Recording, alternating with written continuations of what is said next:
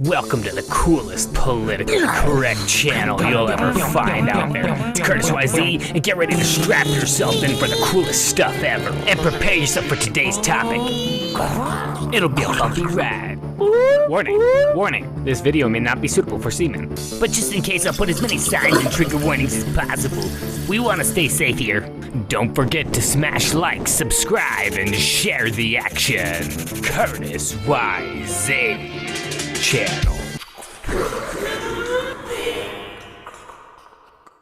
What's up, everyone? It's Curtis YZ. Let's just jump into it. Right off the bat, I'm gonna say that Terminator 1 is better than Terminator 2.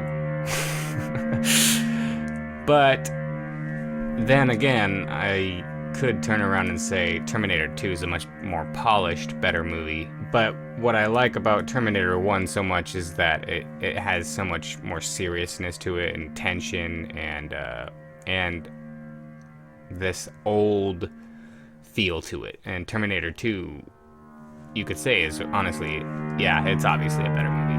I mean, you could watch it today and it feels like it was made maybe 5 years ago or something. It holds up that well. But Terminator 1 doesn't hold up as well.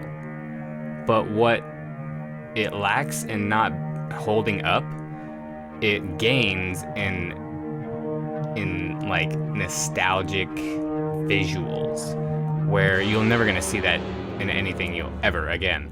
Where the technology that they used in Terminator 1 just gives it a look, and it still looks great.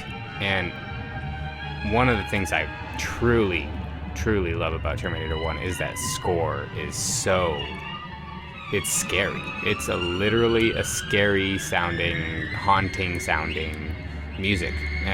I love it. I was listening to it and I started to think, wow, this literally sounds like a machine nightmare, like a robot having a nightmare. That's how disturbing it sounded to me. It's really good. For that, I love it. And because of the score, that also gives it a lot of that old school sound and feel.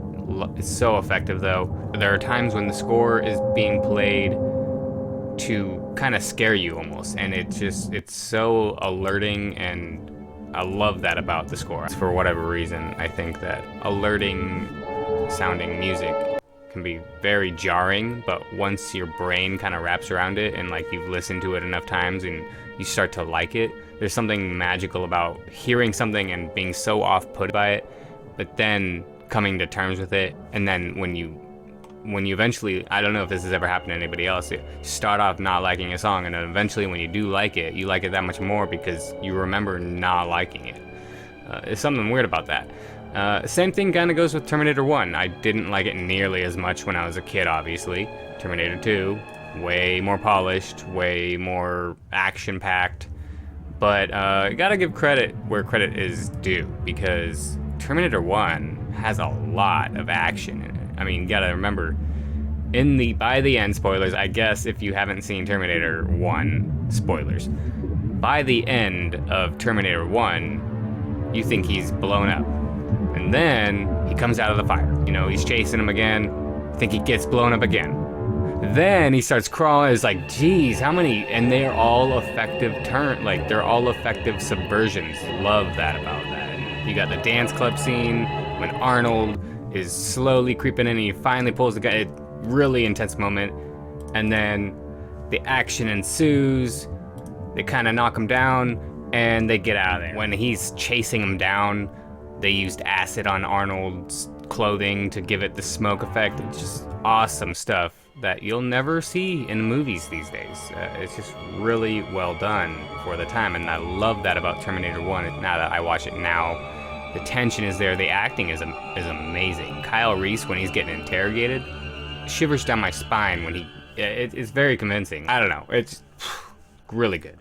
Every time it goes to the future, again, the score, just incredible.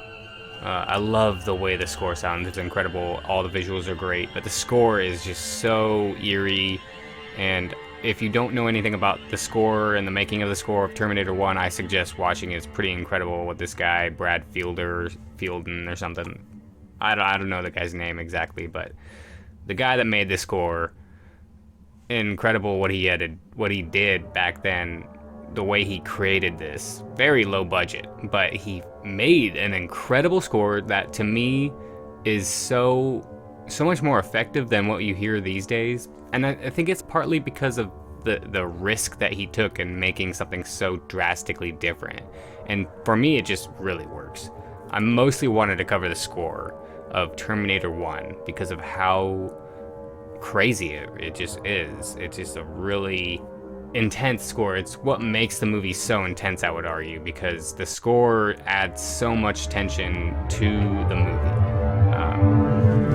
But yeah, everything is just so well done in the first one, and it's shocking considering the time it comes from. So that's why, as time passes more and more, yeah, T2 it gets so much respect as well, but T1 it's underrated in comparison, and that's why I've clung to it more than T2.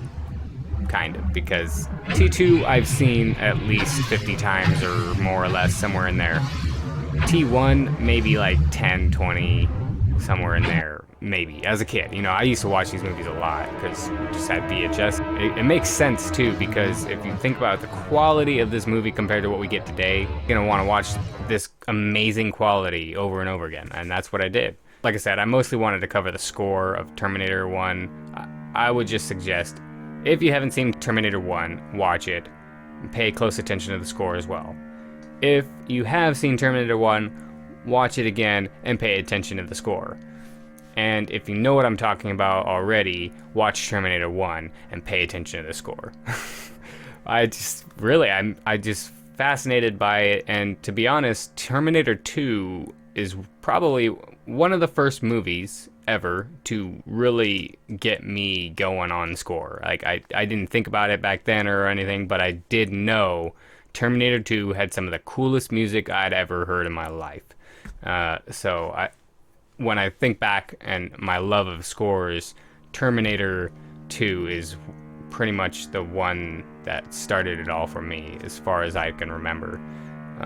Just when it comes to like things that stood out so much that I had to, this is back in the LimeWire days, I had to download that, but yeah, I think that's about it from me. Thanks for watching, everyone. If you like content like this, smash that like button, and then go down there, subscribe, become a member of the Curtis YZ Subscribers Group of People Club today. Thank you so much for watching, everyone, and take it easy.